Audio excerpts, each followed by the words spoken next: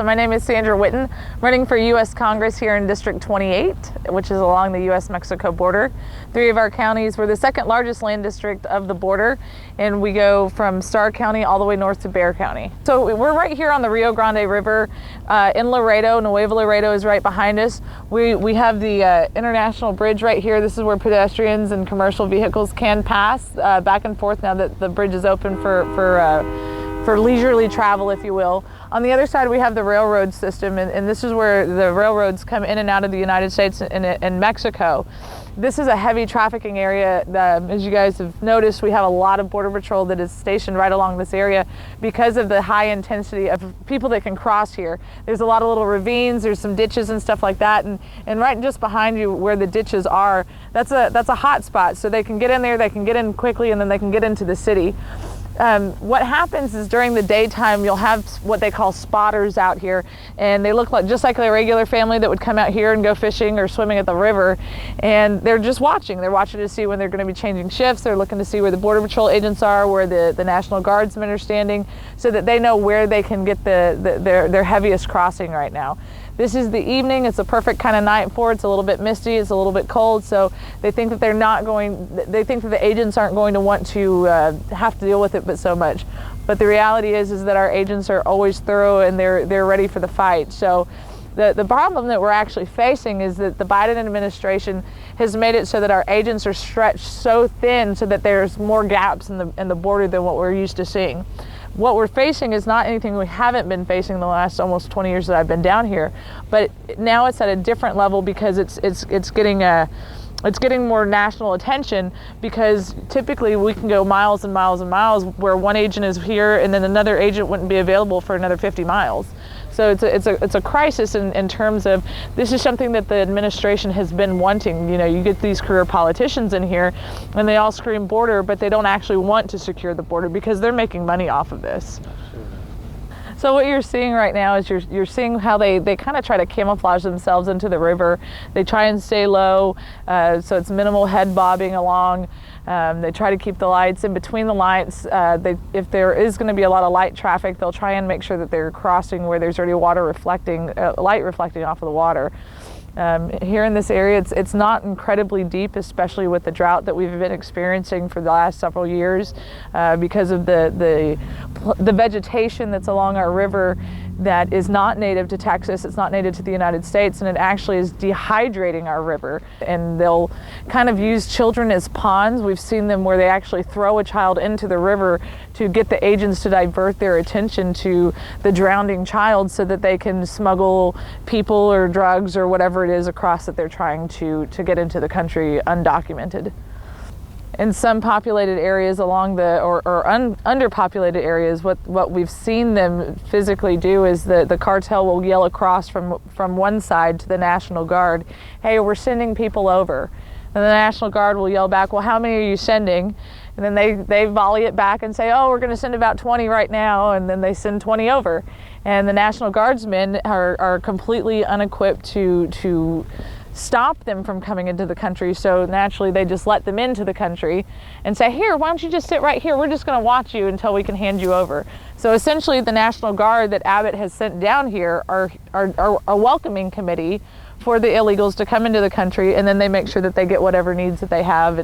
But you know, a lot of them are very frustrated with the situation. They know that there's a mission that they need to be helping to save Texas and to save the country, but their orders are for them to stand down and just be a welcoming committee.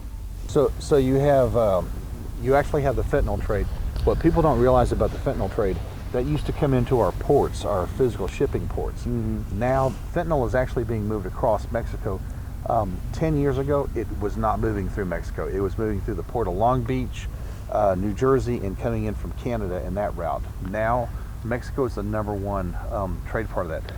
People are paying money to the cartels to get them up here. So as they come around and as they come up, you're looking at kids getting snatched, or people wanting a better life for their children and hoping nothing's going to happen to their child. So now you have something that a lot of folks refer to it as human trafficking. We refer to it as the labor and child rape slave trade, because that's exactly what happens to all flavors all genders. So men and women, babies, teenagers, the whole bit. We have found inland as far as 60 miles in, a 7-year-old girl back in 2018. She was raped by about 24 men, and she was being used as, this is my daughter. And what they were finding at the height of the summertime, when children were being brought over in Del Rio, Catholic Charities was processing them for the Border Patrol, for DHS and all that. Those children were being separated, sent back down here, recycled back across the river to cross with somebody else. And you'll actually find that there are kids that are from the ages of 7 to 12 and probably higher, but 7 is the youngest we've seen, of coyotes. So these kids, they're the business dealers, they're the traffickers, and whenever they get caught, this is my mom, this is my dad, or this is what I was told to say, and they play it off. The policies that came out with the Border Patrol and the Department of Public Safety, no longer could you take pictures of the children. So now we were no longer able to actually see what's physically going on with the children that were being recycled. And you had agents, whenever we had the influx of it, agents that say worked on the third shift, they were seeing the same kid the very next night. And so that's how they were recognizing, hey, wait a second, I just saw him yesterday, or I saw him 4 days ago. And so it was getting to be repetitive. The cartels used to make sure that the children specifically were not recycled as much, and then they would put them at different parts of the river. And keep in mind, that goes all the way down from Brownsville, and you have the same system being used all across the southern U.S. border, whether it's California, Arizona, New Mexico, or Texas. We were hearing, as they're starting to come across, where the coyotes are kind of doing their special whistles back and forth. Hey, we might be able to get something here, we might be able to get something over there. So as they're crossing through, just watch for the shady parts to start dancing a little bit, just like a pebble being thrown into the river. So we had a lady up in Montgomery County. She was with a group of 14. She was in a Nissan Armada. Do you know how big that is? Okay, so a Nissan Armada is the next size up from a Rogue. Okay, there were 14 adults that were in that vehicle, so it rides really, really low. That's what prompted the cop to stop them. And this is in Montgomery County. The cop stopped them. Chief actually made a phone call saying, "Hey, we have a lady from, I believe it was Honduras. I've had so many since then. She was paying $20,000 to be smuggled to Virginia." Now keep in mind, that's $20,000. Her exact phraseology that she used was, "I'm paying $20,000 at 6% interest compounded daily." Wow. So if you're a real estate guy or you know how mortgage works, you're talking over $1 million if you're really looking at it. Yeah, that's our hashtag we use. And you know, one of the things that Walt kind of touched on earlier was about how they recycle the kids, and if the kids get caught, they kind of have a line. Right? But the other side to it is that sometimes they want the kids to get caught. Some of the worst cartel members are about 12, 13 years old. And what happens is they get them caught, they get them into these facilities where the children are being housed at, and they start recruiting. And what's the best way to recruit? Show who's the big man on campus. So inside of these facilities, they have been known to be raping and bullying and spitting on and treating the workers like trash beneath them and everything else, and they can't do anything to stop it. The people who are hired specifically to essentially guard or help the children are, in some instances, not to sound crude, but literally being ejaculated at, to show them that they are, from these 12, 10-year-old kids. Yeah. And some of the other things that we see here is that, the high schools, the middle schools here, we are getting a higher graduation rate than we were 10 years ago. But the high schools and the middle schools are still full of kids who say, I don't even know why I have to be in this stupid class because I'm just going to become a cartel kingpin. Wow. Just like my Tio or my Tia or fill in the blank, and because all they've got is money and hoes. And I mean, they're blatant about it. They don't try to hide it. They tell the teachers to go F off and everything else. And when we're at a point that this is what's happening in our schools, our public schools here, we have to stop and take a really hard, strong look. These are not even kids that are coming over from Mexico, which we do have a high rate of. These are kids who are U.S. citizen born, whose parents are either in that, or they see mom and dad struggling and they don't want to have to deal with that kind of lifestyle anymore.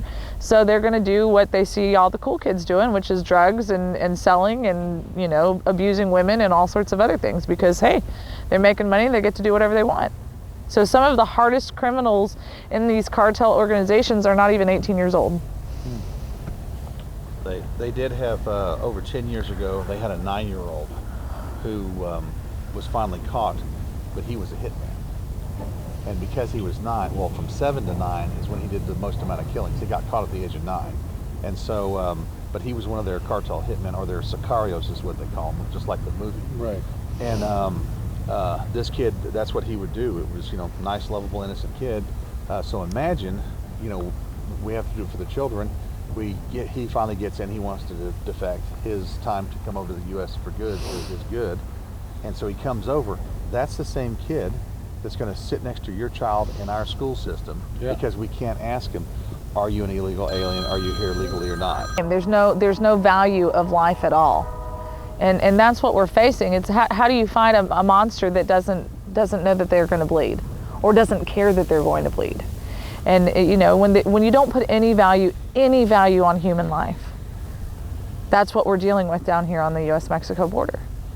And it's not, I tell people all the time, I'm not afraid of my neighbors by any stretch of the imagination. It's the unseen ones that I'm worried about. And I feel for my neighbors across the river. Whenever we hear those gun battles, I'm the first one to say, they wish that they had a Second Amendment. Because in Mexico, they don't have a Second Amendment. So they can't protect themselves.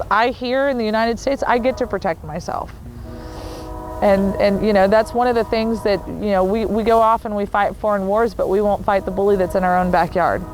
And every single politician comes down here and talks about how they're going to fight it and how they're going to do something, and they're going to, you know, put these fake walls, or they're going to do this, or they're going to do that, but nobody's addressing the issue. These are the issues that we have to address. And until we address them, you can put 9 million new laws on the books about immigration, you can do all of these fancy things, but until we not just address, but actually go after the cartel on both sides of the river, this is never going to end.